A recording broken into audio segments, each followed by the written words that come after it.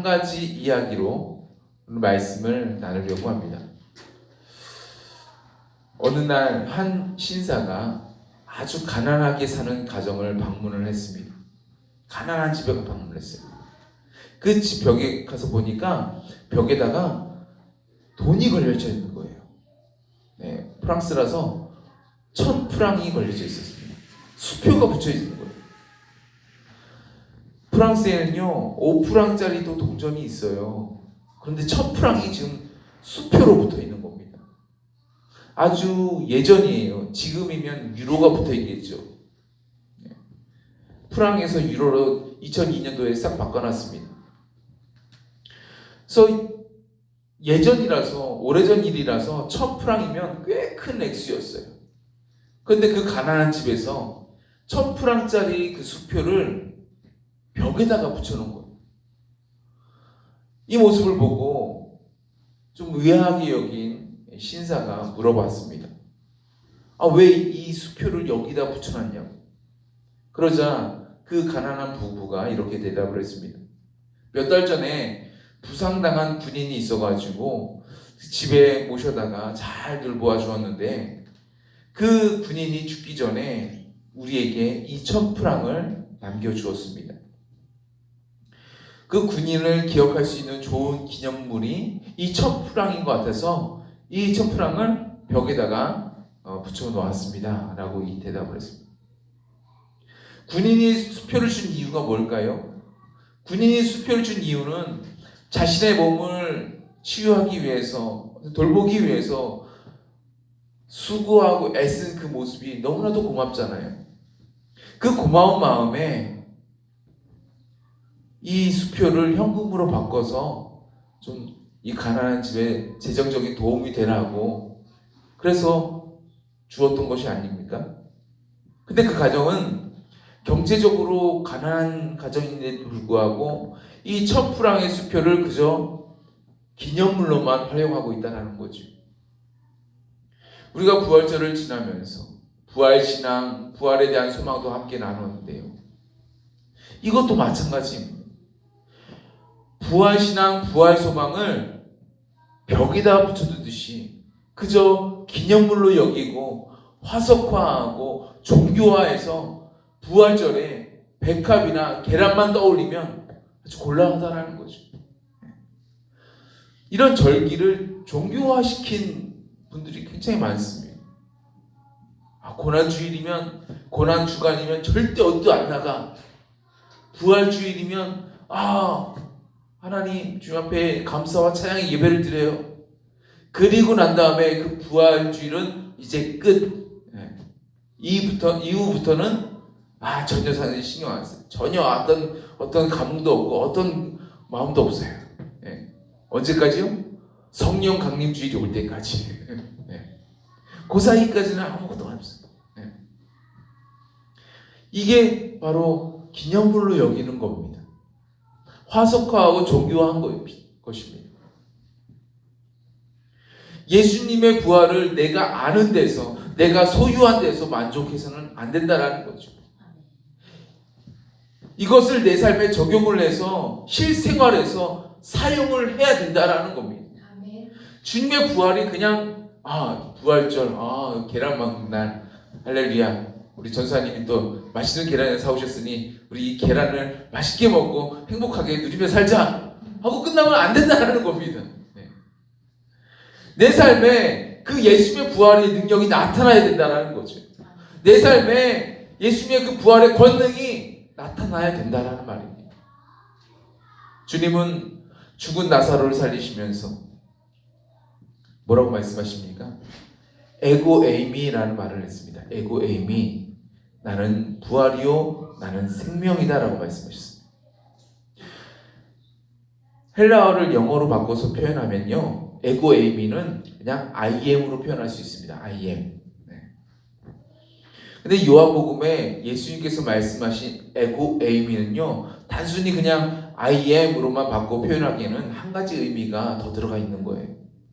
예수님이 하나님이심을 선포할 때 사용하는 표현이 에고 에이미입니다.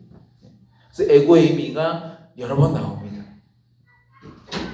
나는 부활이요 생명이다. I'm the resurrection and the life. 주님이 이렇게 말씀하신 이 말씀 속에는요, 나는 하나님이다 라는 예수님께서 선언하신과 동시에 이런 의미도 또 담겨져 있습니다. 어떤 의미냐면요, 나는 부활이요 생명이다 라는 말씀 속에는요, 나는 너의 부활이고 나는 너의 생명이다 라는 말도 포함되어 있는 거고요. 주님은 나의 부활, 주님은 나의 생명이세요. 주님은 죄악으로 죽을 수밖에 없는 나에게 다시 예수의 생명으로 일어나라고, 다시 새 생명을 얻으라고 우리에게 요청을 하시는 겁니다. 아멘. 예수님의 부활과 예수님의 생명이 그냥 벽에다 박아두는, 벽에다 붙여두는 그런 기념물로 여기지 마시고, 이제 이것을 너의 부활과 너의 생명으로 바꾸어서 사용하라고 주님은 우리에게 말씀하시는 것입니다. 내 삶에 어떠한 문제가 있습니까? 요즘 젊은 사람들 중에도 얼마나 우울증도 많고 얼마나 공황장애도 많고, 폐쇄된 곳도 못 들어가는 사람도 있고요, 넓은 탁 트인 곳에 못 들어가는 사람도 있고요, 사람과 사람을 만나기도 어려운 사람이 있어요. 사람을 만나면 너무 힘들어요. 너무 피곤해요. 대인공포증입니다. 또 외로움도 많은 사람도 있고요, 심리적인 어려움이 많은 사람들이 얼마나 많은지 모릅니다. 심리적인 영역뿐만 아니라 실제 질병들도 많이 걸립니다. 어떤 사람들은요, 최근에 얘기를 들었습니다. 어떤 사람이 실질이 있었는데 우울증을 걸렸어요. 근데 우울증이 심하다 보니까 그 청년이 자살 중독으로 이제 번져나가는 그런 경우를 보게 되었습니다. 사탄마귀는요, 우리를 죄악으로 묶고 정신적인 질병, 육체적인 질병을 포함해서 온갖 질병으로 우리를 묶으려고 합니다. 우리 삶에 수없이 많은 문제들을 얼마나 많이 일으킨지 모릅니다. 그럼에도 불구하고 생명의 근원 되시는 예수 그리스도의 이름을 벽에다가 박죄해 둘 요량이십니까? 제가 저번에 터키를 가봤잖아요. 터키를 가보니까 거기에 동방정교회라는 곳이 있습니다. 우리나라에도 동방정교회가 있습니다. 서울에 있습니다. 근데 거기에 동방정교회 본부가 있습니다. 로마라는 나라가 둘로 쫙 갈라질 때, 그래서 한쪽은 동로마, 한쪽은 서로마로 이렇게 쫙 갈라질 때에 그때 교회도 갈라졌어요. 그래서 서로마 교회는 지금의 뭐가 됐죠? 가톨릭, 천주교가 됐습니다. 동로마 교회는요, 지금의 동방정교회가 되었습니다. 둘 다 있어요. 지금도 있습니다. 동방정교회 그 내부, 교회 내부를 가보니까요, 벽에다가 온갖 성인들의 모습을 다 그려가지고, 다 그려놨어요. 그려가지고 벽에다 붙여놨습니다. 사진처럼 얼마나 잘 그려놨는지 몰라요. 그 그림들이 얼마나 많은지, 저는 그렇게 성인들이 많은지 모르겠어요. 그림이 여기 예배당 정면이라고 하면 엄청 높거든요. 높은데도 따다다다다다다다 붙여놨습니다.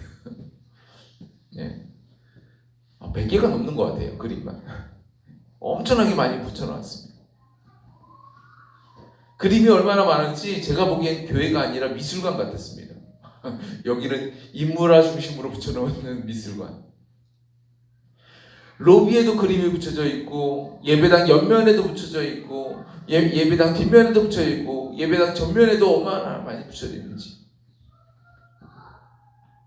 내 삶에도 이런저런 문제들이 있고, 내 삶에 예수님께서 개입하셔야만 되는 여러 가지 필요들이 넘쳐나고 있는데도 불구하고 여전히 예수님의 모습을, 여전히 예수님의 이름을 그저 교회 벽에만, 거실에만, 방문에다가 걸어가셔야 되겠습니까? 예수님의 그 부활의 능력, 그 부활의 권능을 내 삶으로 가져와야죠. 내 삶에 적용하고 내 삶에 활용해야죠. 다른 누구보다 먼저 내가 살아야 되지 않겠습니까? 내가 먼저 그 부활의 권능으로 일어나야 되지 않겠습니까? 내가 레저렉션 해야 되지 않겠습니까? 내가 라이프 돼야 되지 않겠습니까? 내 삶에 불청객과 같이 찾아온 이 우울증과 외로움, 이 질병들을 향해서 예수 그리스도의 이름으로 명하노니 내 삶을 둘러싼 모든 어둠의 영들아, 우울의 영과 고독의 영들아, 예수의 이름 명하노니 떠나가라. 그러니까 선포를 해야 되지요. 지금 내 삶의 실패에서 온갖 절망과 시리 가운데 놓여져 있습니까? 자꾸만 어떤 특정한 약품을 찾게 되시나요? 나도 모르게 어떤 자살 충동을 경험하고 계십니까? 오늘 내 삶 속으로 예수 그리스도의 부활을 적용하기 시작한 이 사도들의 목소리를 한번 들어봤으면 좋겠습니다. 뭐라고 말하고 있습니까? 은과 금은 내게 없거니와 내게 있는 이것을 내게 주노니 나사렛 예수의 이름으로 일어나 걸어라. 아멘. 우울함과 외로움의 늪에서, 이 절망과 시리의 늪에서 허우적거리고 있는 우리 자신들을 향해서 우리는 사도들과 같이 선포해야 될 줄로 믿습니다. 나사렛 예수의 이름으로 일어나 걸어라. 아멘. 온갖 질병이 가져다 주는 이 고통 속에서 헤매이고 있는 우리 자신을 향해서도 우리가 선포해야 될 줄로 믿습니다. 나사렛 예수 이름으로 일어나 걸어라. 아멘. 어떠한 절망 가운데 있다 할지라도 죽은 자 가운데서 다시 살리신 이의 영이 우리 가운데 임하시면 예수 그리스도의 이름으로 다시 일어설 수 있습니다. 아멘. 예수의 이름으로 우리는 다시 새롭게 되는 겁니다. 아멘. 예수의 이름으로 놀라운 치료와 회복의 역사가 나타나게 되어 있습니다. 아멘. 내 삶의 하늘의 새로운 소망, 새로운 비전, 새로운 능력으로 충만하게 채워진다라는 것입니다. 아멘. 예수 안에 구원의 능력이 있음을 믿으시기 바랍니다. 아멘. 오늘 사도들은 삶 가운데 아무런 기대와 아무런 소망을 가질 수 없는 사람에게 예수의 이름을 선포했습니다. 그는 나면서부터 장애를 갖고 태어났습니다. 걸을 수가 없었던 사람이, 원래 걸을 수가 없었던 사람입니다. 예전에는 안진뱅이라고 불렀습니다. 과거에는 시장에 가면 이러한 장애인들이 구걸을 하거나 어떤 물건을 판매하는 모습들을 종종 볼 수가 있었습니다. 예전에는 그 고무로 된 옷을 입으시고 막 기어 다니시면서 하시는 분도 계시고, 또 이제 손으로 이렇게 막 끌고 다니시면서 이렇게 다니시는 분들도 계시고, 그런 분들이 많이 있었죠. 부산에도 많이 있었습니까? 고포시장에 있어요. 국부시장에 있었어요. 장날. 아, 지금도 계셔요? 아, 네, 장날에 계십니다. 네, 장날에 보시기 바랍니다. 네, 국포시장에. 시장에는 많은 사람들이 지나가기 때문에 그분들에게 있어서 그 자리는요, 구걸하기 좋은 딱 목 좋은 자리였습니다. 네. 그러니까 국포시장, 사람들이 많이 다니는 그 장날에 그때 오시는 거죠. 사람들이 많이 모이는 곳이 이 시장이라면, 이 사도들이 살던 그 당시 이스라엘 예루살렘에는요, 사람들이 어딜 가장 많이 갑니까? 네. 우리는 시장에 많이 가잖아요. 근데 거기는 어딜 많이 갑니까? 성전이 가장 사람들이 많이 붐비던 장소였습니다. 많은 사람들이 기도하기 위해서 평상시에도 많이 가던 장소가 성전이었어요. 그래서 사람들이 나면서부터 못 걷게 된 그 사람을 메고 와가지고 이 성전 문 앞에 구걸하도록 두었던 겁니다. 자신의 힘으로는 그 성전에 못 와요. 올 수 있지 않습니다. 거기 산이에요. 오기가 쉽지 않습니다. 어떤 장애인에게 들은 바로는요, 자신은 화장실에서 2시간 동안 사투를 벌인 적도 있다고 얘기하더라고요. 일반인에게는 너무나도 편안한 그곳이, 그 화장실이 연약한 사람에게는요, 너무나도 고통스러운 곳이 될 수도 있다는 거죠. 자신이 매일 이렇게 성전에 올라가는 이유, 그 목적이요, 기도가 아닙니다. 기도하고 싶어서 올라가는 게 아니에요. 예배 드리고 싶어서, 제사 드리고 싶어서 올라가는 곳이 아닙니다. 그곳에 올라가는 이유는 생계를 위해서 그런 거예요. 먹고는 살아야 되잖아요. 굶어 죽지는 않아야 되잖아요. 그래서 그곳에 올라가는 겁니다. 매일같이. 그것도 혼자 스스로 발걸음을 옮겨서 가는 것이 아니라 누군가에게 실려서, 누군가에게 들려서 가는 겁니다. 한평생 하나님과 떨어져 살 수 없는 구조를 가진 이 유대인의 삶에서는요, 이 모습이 얼마나 비참한 삶인가요? 나도 하나님의 자녀로 떳떳하게 살고 싶은데, 나도 하나님의 자녀로 기도하면서 예배하면서 살고 싶은데, 근데 구걸하기 위해서 사는 거예요. 얼마나 비참한 상황이에요. 옛날 노랫말 중에 이런 노랫말이 있죠. 내가 사는 게 아니야.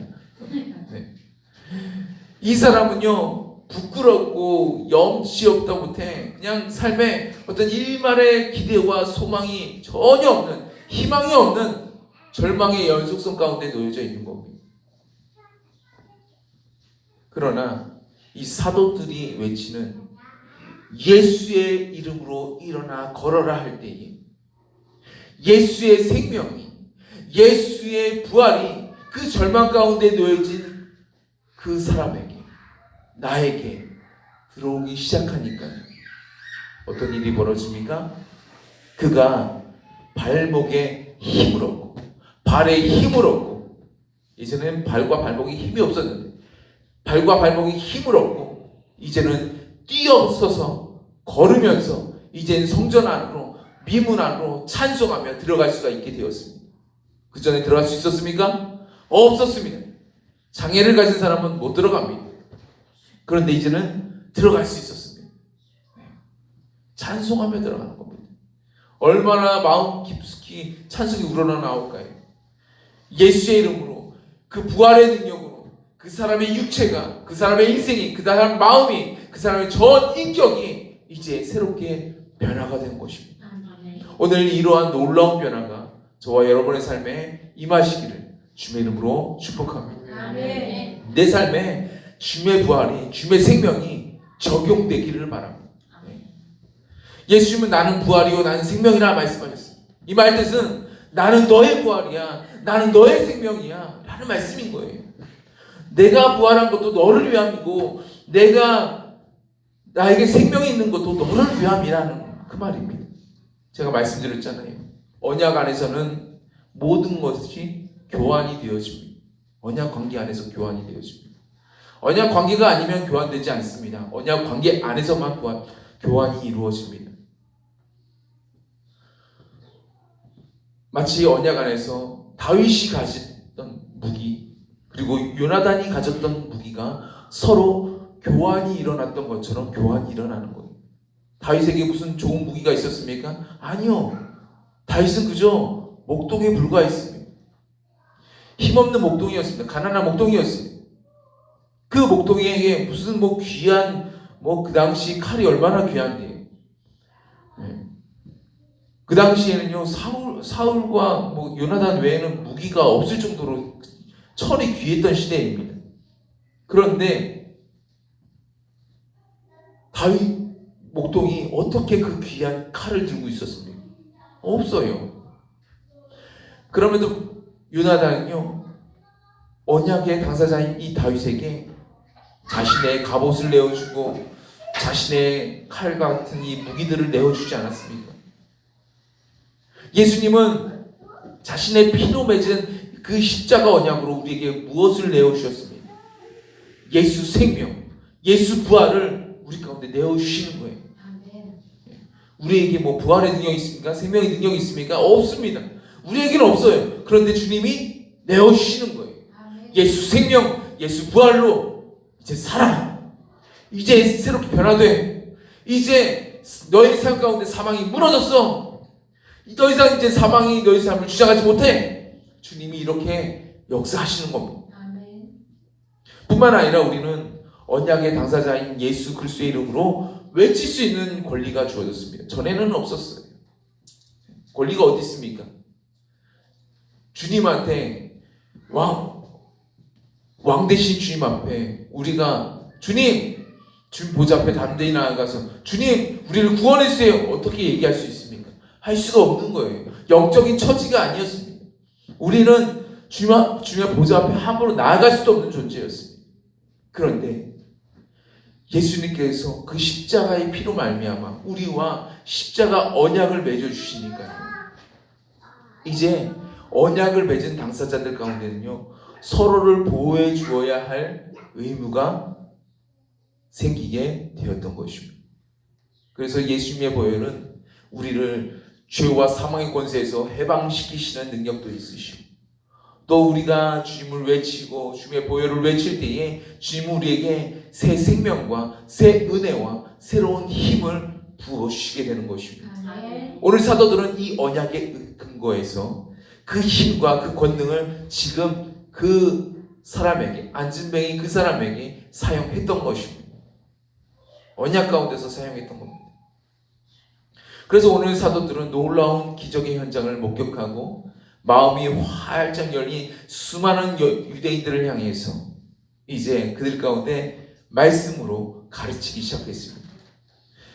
사도들이 그들에게 뭐라고 가르쳤습니까? 두 가지 가르침을 나눴습니다. 첫 번째 가르침은 무엇이냐면요, 예수 안에 죽은 자의 부활이 있다라고 사도들이 가르쳤습니다. 사도행전 4장 1절 말씀 보니까요, 사도들이 백성에게 말할 때에 성전에 있던 제사장들과 성전 맡은 사람과 사두개인들이 가서 보니까요, 사도들이 예수 안에 죽은 자의 부활이 있다라고 가르치는 거예요. 그들이 듣기가 좋겠습니까? 싫겠습니까? 네. 예수님을 누가 죽였는데요? 예수님을 누가 죽였는데요? 그들이 죽이지 않았습니까? 네, 그들이 죽인 겁니다. 그런데 예수 안에 죽은 자의 부활이 있다라고 얘기하니까 듣기가 좋겠습니까? 당연히 듣기가 싫죠. 그래서 그렇게 외치는 그 사도들을 잡아다가 어떻게 했습니까? 잡아다가 가두었다라고 기록을 했습니다. 가두었어요. 오늘 말씀 바로 직전은요, 가둔 상태였습니다. 하지만 그 말씀을 들은 사람 중에, 그 사도들이 전하는 말씀을 들은 사람 중에 예수 안에 죽은 자의 부활이 있다고 그 가르침을 받은 사람들 중에 믿는 사람들이 무려 5,000명이나 되었다라고 기록되고 있습니다. 그 5,000명은 남자만 포함되는 숫자일 것입니다. 왜냐하면 그 당시 여성은 숫자에 들어가지 않습니다. 네. 남성 기준으로 해서 5,000명이라는 것입니다. 여성 포함하면요, 어마어마하게 많아지는 숫자입니다. 사도들은 사람들에게 이렇게 가르치지 않았어요. 당신 기도해야지요, 찬양해야지요, 예배해야지요, 헌금해야지요, 이렇게 가르치지 않았어요. 대신에 그들에게 이렇게 가르쳤습니다. 예수 안에 죽은 자의 부활이 있다라고 가르쳤습니다. 예수님 안에 죽은 자의 부활이 있는데, 내가 새 생명을 얻고 내가 부활의 능력을 얻으려면, 내가 부활하려면 어떻게 해야 되나요? 예수님께 구해야 되죠. 예수 안에 부활이 있기 때문에 예수님께 구해야 되잖아요. 예수님께 나아가려면 어떻게 해야 되나요? 예수님께 나아가려면 예수님 뭐라고 외쳤습니까? 리펜트 외쳤잖아요. 리펜트. 회개하라, 천국이 가까이 왔느니라. 회개하고 돌이키는 것밖에 길이 없잖아요. 그리고 또 어떻게 해야 돼요? 주님 말씀대로 살아야죠. 기도하고 찬양하고 예배하고 헌금생활 해야죠. 지금 말씀에 있지 않습니까? 그래서 가르치지 않았던 기도, 찬양, 예배, 헌금생활이 자연스럽게 수순이 되어지는 겁니다. 프랑스의 문학가 생텍쥐페리라는 사람이 이렇게 말을 했습니다. 배를 만들고 싶을 때에는 사람들에게 목재를 모으세요, 관제를 내주고 일거리들을 막 정해줘서 이런 일들을 하세요, 그렇게 얘기하지 말라는 거예요. 배를 만들고 싶을 때는 대신에 이렇게 하라는 겁니다. 다만 먼 바다에 대한 그리움과 갈망을 일깨워줘라 라고 얘기했습니다. 배를 만들고 싶다고 해서 눈앞에 보이는 이 배 만들어야 되니까 설계도 가져오시고요, 목재 가져오시고요, 못 가져오시고요, 여러 가지 가져오세요 라고 얘기하지 말고 먼 바다에 대한 그리움, 바다에 대한 갈망을 심어주라는 거예요. 생텍쥐 페리라는 사람이 그렇게 얘기를 했습니다. 무슨 말이에요? 먼 바다의 그리움과 갈망을 일깨워주면요, 말하지 않아도 목재를 가져오고 말하지 않아도 설계도를 그리고 여러 가지 일거리들을 스스로 주도적으로 해나간다라는 얘기입니다. 그래서 사도들은 사람들에게 핵심적으로 가르친 겁니다. 이거 저거 하세요 라고 가르치지 않고 핵심적으로 가르친 겁니다. 뭐라고 가르쳤습니까? 예수 안에 죽은 자의 부활이 있습니다 라고 가르친 겁니다. 아멘. 예수 부활의 능력이 나의 부활이 되고 예수님의 생명이 나에게도 새 생명이 되길 원합니다 라고 가르친 겁니다. 아멘. 두 번째로 가르침입니다. 사도들은요, 예수 안에 구원이 있다라고 가르쳤습니다. 예수 안에 구원이 있습니다. 오늘 사도들은 모든 사람들이 보는 앞에서 담대하게 외쳤습니다. 사도들을 전날 가두었다라고 하잖아요. 가두고 난 다음에 다음 날 이제 그 윗사람들, 아랫사람들이 가뒀으니까 이제 윗사람들이 이제 나타나서 관리들과 장로들과 서기관들이 모이고 대제사장 안나스, 가야바, 요한, 알렉산더, 대제사장이 4명이나 돼요. 뿐만 아니라 대제사장의 문중 사람들, 그 가문의 사람들이 다 참여해가지고 사도들을 중간에다 세운 다음에 물어봤습니다. 너희가 무슨 권세와 누구의 이름으로 이 일을 행하였느냐? 외쳤습니다. 그러니까 이 미문 앞에 앉아있던 안진뱅이를 무슨 권세로 누구의 이름으로 일으켰는지 사도들에게 물어본 겁니다. 그러니까 이 베드로가 성령이 충만하여서 외쳤습니다. 오늘 본문 말씀이 그 본문 말씀이죠. 제가 다시 한번 읽어드리도록 하겠습니다. 만일 병자에게 행한 착한 일에 대하여 이 사람이 어떻게 구원을 받았냐고 오늘 우리에게 질문한다면 너희와 모든 이스라엘 백성들은 알라. 너희가 십자가에 못 박고 하나님이 죽은 자 가운데서 살리신 나사렛 예수 그리스도의 이름으로 이 사람이 건강하게 되어 너희 앞에 섰느니라. 이 예수는 너희 건축자들의 버린 돌로서 진 모퉁이의 머릿돌이 되었느니라. 다른 이로서는 구원을 받을 수 없나니 천하 사람 중에 구원을 받을 만한 다른 이름을 우리에게 주신 일이 없습니다. 아멘. 아멘. 안진뱅이가 일어나는 이 기적은요, 오직 예수 그리스도의 이름, 그 능력 안에서만 있다고 이 베드로가 담대하게 외치는 겁니다. 아멘. 다른 이로서는 구원을 받을 수가 없다고. 오직 예수 이름으로만, 오직 예수 그리스도의 능력으로만 구원을 얻을 수 있다라고 외쳤습니다. 아멘. 이 말씀은 저와 여러분 우리 모두에게 그 당시뿐만 아니라 지금 현재와 앞으로 올 미래 모든 세대에게 모든 상황에 동일하게 적용이 됩니다. 다른 이름으로는 구원을 받을 수가 없습니다. 아멘. 오직 예수 이름으로만 구원을 받을 수가 있습니다. 아멘. 우리의 모든 구원은요, 오직 예수님 손 안에 있기 때문에 그렇습니다. 아멘. 그래서 우리는 찬양을 해요. 예수의 이름으로 나는 일어서리라. 주가 주신 능력으로 나는 일어서리라. 원수가 날 향해 와도 쓰러지지 않으리. 주가 주신 능력으로, 주가 주신 능력으로, 주가 주신 능력으로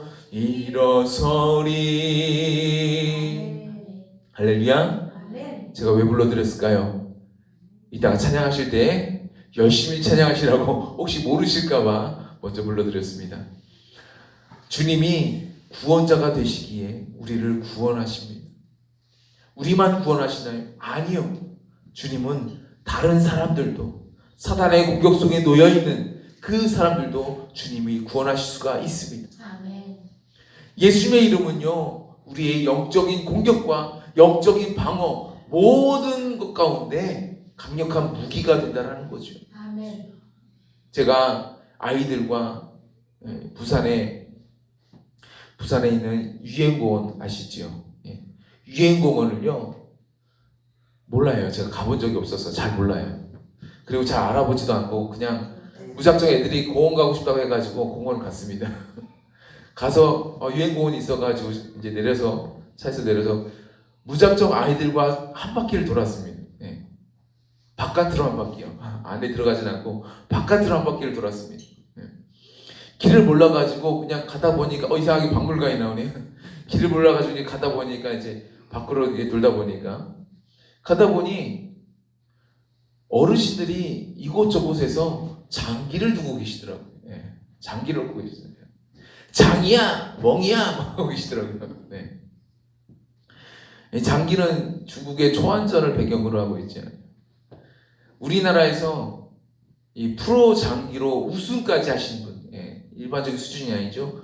프로 장기에서 우승까지 하신 분이 이런 말씀을 남겼습니다. 장기에서는 먼저 공격부터 생각하고 다음에 수비를 생각하라고 얘기합니다. 그래서 저도 이런 영적인 공격과 영적인 수비에 있을 때 먼저 공격부터 말씀을 드리도록 하겠습니다. 우리도 예수 그리스도의 이름으로 먼저 공격을 생각해야 됩니다. 우리 자신뿐만 아니라 우리의 주변을 덮고 있는 사단의 견고한 진들을 향해서 예수 그리스도의 이름으로 외치면서 정복해 나가야 될 줄 믿습니다. 아멘. 예수 그리스도의 이름으로 외쳐야 되는 거예요. 여러 가지 문제들이 있습니까? 여러 가지 어려움 당하는 사람들이 있습니까? 어떤 우울증에 걸린 사람이 있습니까? 어떤 연약한 질병 가운데 있는 사람이 있습니까? 그 사람 가운데 먼저 예수 그리스도의 이름으로 주님 치유되게 하여 주옵소서. 예수 그리스도의 이름으로 치유될지어다라고 외쳐야 될 줄 믿습니다. 공격입니다. 사단의 견고한 짓들을 파쇄하는 거예요. 먼저 하늘에 있는 견고한 짓들을 파쇄해야 그 사람이 실질적으로 병이 날 수 있고 실질적으로 구원이 임할 수가 있습니다. 두 번째, 수비를 생각해야 됩니다. 때때로 사단은요, 우리의 마음을 흔들려고 하고 있습니다. 예수를 믿든지 안 믿든지 간에 우리 마음을 흔들려고 하고 있습니다. 우리의 마음을 장악하기 위해서 우리가 원치도 않는 생각들, 죄악으로 가득한 생각들을 자꾸만 사단이 온갖 방법으로 막 넣어주는 거예요. 심어주려고 하고 있습니다. 우리 아이들 보니까요, 저는 아이들한테 너 상어 좋아해라, 너 상어를 기뻐해라, 너 상어 장난감 가지고 놀아라, 제가 한 번도 말한 적이 없거든요. 그런데 저희 로이가 지금도 상어 들고 있잖아요. 집에서도 상어 가지고 놀고요. 상어를 좋아하는 거예요. 보니까 보는 것도 그 요즘 아이들 나오는 그 상어를 보는 겁니다. 그렇구나. 사단이 이 상어를 통해서 지금 애니메이션을 통해서 지금 공격성을 계속 불어넣어주고 있는 거구나.